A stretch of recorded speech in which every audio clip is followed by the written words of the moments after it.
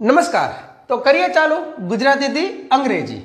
વાક્ય પહેલું, ભારત મારો દેશ છે, અને વાક્ય કહીશું. ત્યારબાદ બીજું, અમે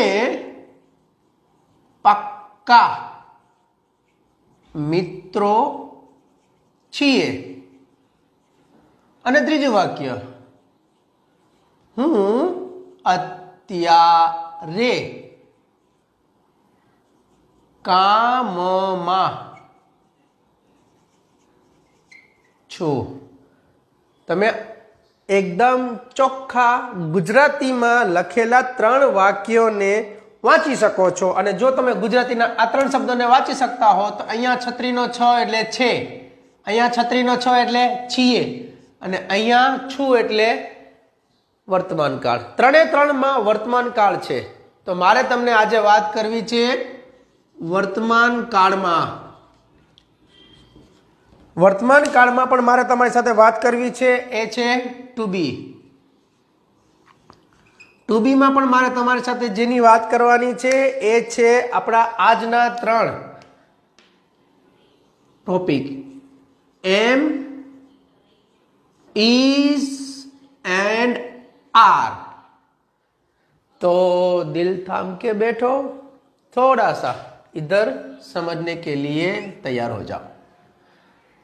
હવે ટુ બી એટલે થવું અથવા હોવું થાય.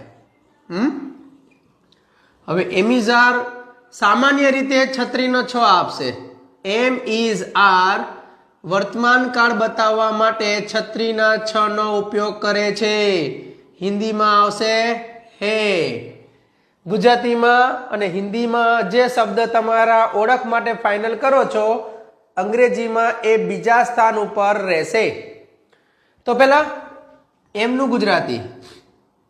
એમનું ગુજરાતી છું, ઓકે. ઇઝનું ગુજરાતી છે. આરનું ગુજરાતી છો,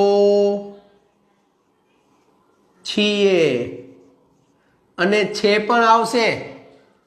સાંભળજો, ફરીથી બોલી નાખું છું. એમનું ગુજરાતી એક જ છું, ઓકે. ઇઝનું ગુજરાતી એક જ છે, પણ જ્યારે આર ની વાત કરો ને તો એમાં છો પણ આવે, છીએ આવે અને છે પણ આવે. એટલે એમનું છું, ઇઝનું છે, અને આ છે, છો, છીએ, છે, છો, છીએ આર માટે પણ થશે. તો તમને